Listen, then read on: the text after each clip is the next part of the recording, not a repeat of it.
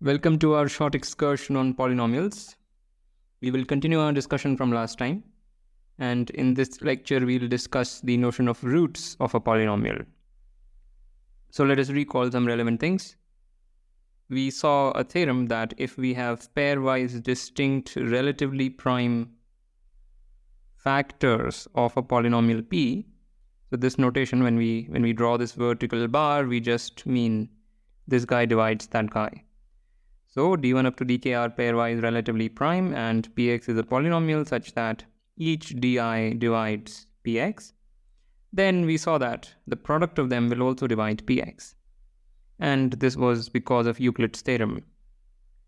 Okay, another theorem that we discussed some time back, I think, is that if we have a polynomial px and alpha is some arbitrary element of the field, then we can write px in this fashion.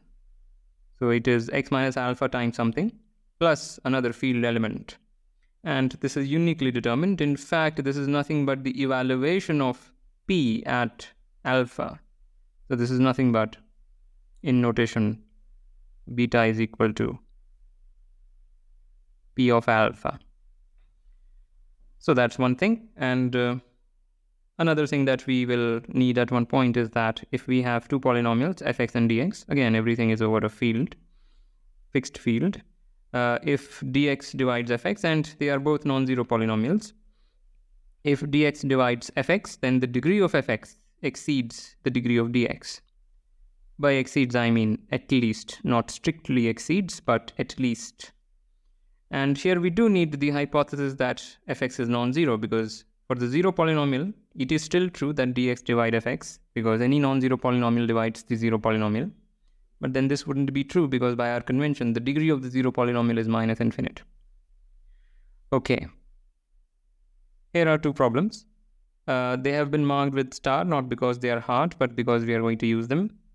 This one is something that you can immediately prove using what we just recalled. And the second one is a consequence of the previous one. Again, this needs some, maybe you can use just what we recalled. So anyway, these are very, very simple problems, but we will use them at some point in this lecture.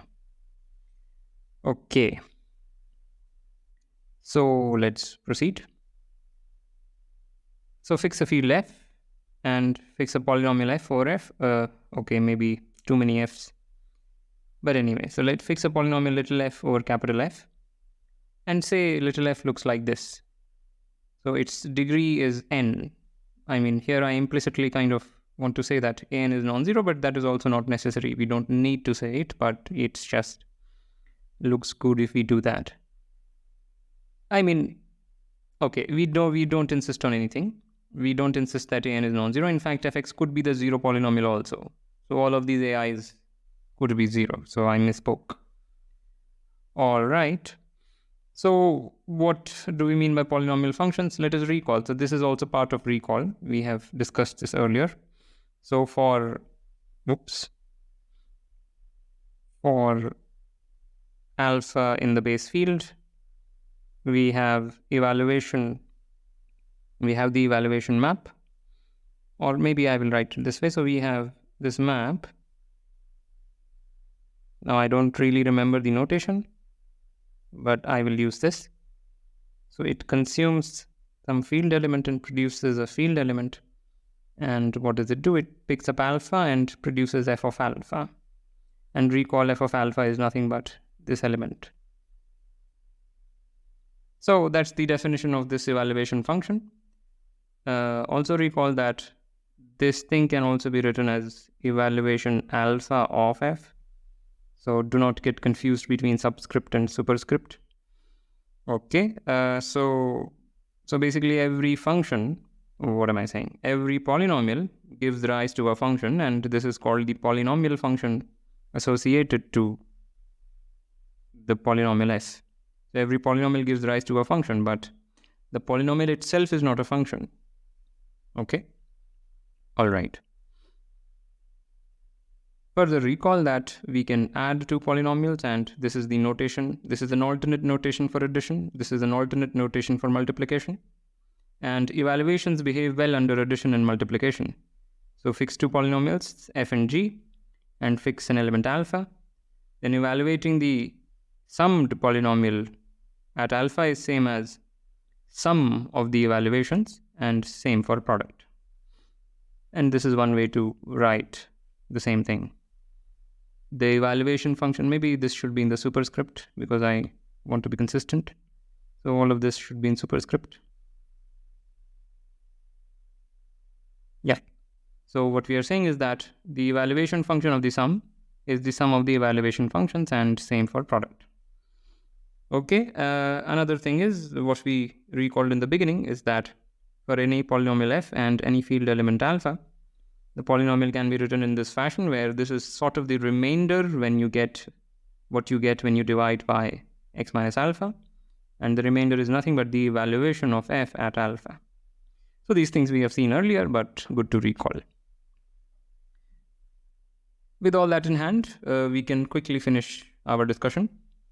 Fix a polynomial f and some field element alpha. Assume the polynomial is a non-zero one. So this is a non-zero polynomial.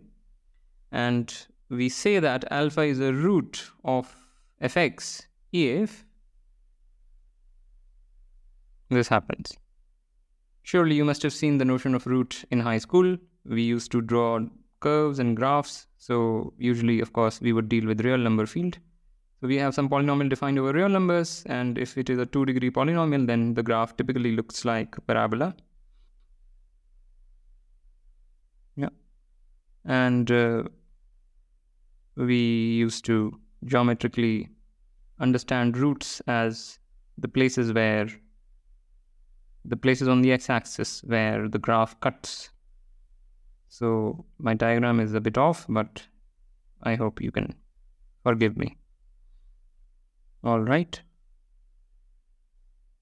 So, I'm just alluding to some high school knowledge. You have some 2-degree polynomial. Its graph will look like a parabola. Wherever it cuts the x-axis are the roots, because those are precisely the points where the polynomial vanishes. Anyway, so we are just generalizing that notion to an arbitrary field.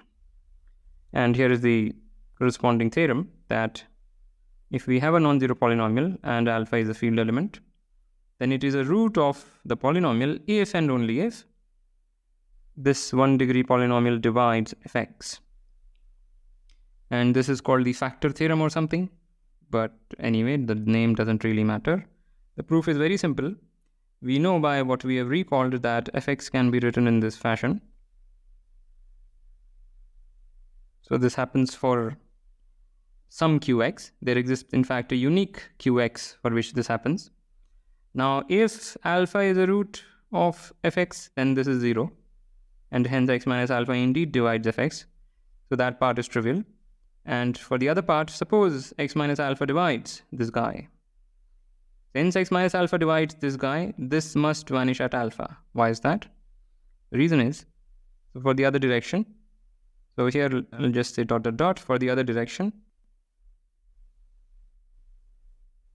Assume x minus alpha divides fx. We want to show that alpha is the root of fx. So then by definition of division, fx is x minus alpha times qx for some qx. And now by the fact that evaluations behave well under multiplications, we have f alpha is alpha minus alpha times q alpha, which is 0, because alpha minus alpha is 0, and therefore f alpha is 0. So it's as simple as that. All right, so that's the factor theorem, or whatever you want to call it. So a corollary of it is the following. For a non-zero polynomial fx, if we have alpha 1 up to alpha k are roots of fx, and if they are pairwise distinct, so alpha I is different from alpha j if I is different from j, then this entire product is something that divides fx. So why is that? We know individually each of these terms divide fx just by the previous proposition.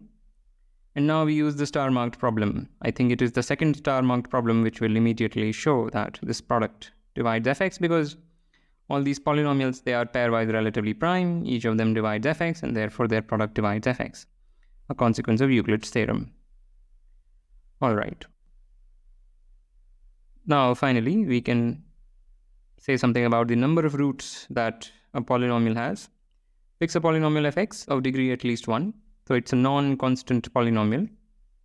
Then this polynomial has at most d distinct roots. So a polynomial of degree d, where d is at least 1 for convenience, more or less, it has at most d distinct roots. The reason is just the previous proposition, because if alpha 1 up to alpha n are distinct roots, distinct means pairwise distinct, of fx, then as we saw in the previous proposition, this product divides fx, and hence degree of fx is at least degree of the divisor. This is what we recalled in the beginning.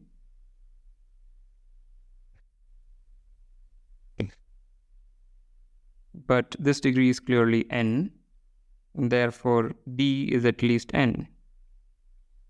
So if n is the number of roots, number of distinct roots, it is dominated by d, and therefore fx has at most d roots. The number of roots is at most d. That's it. That's the end of this lecture. As usual, like, comment, share, subscribe, and I will see you next time.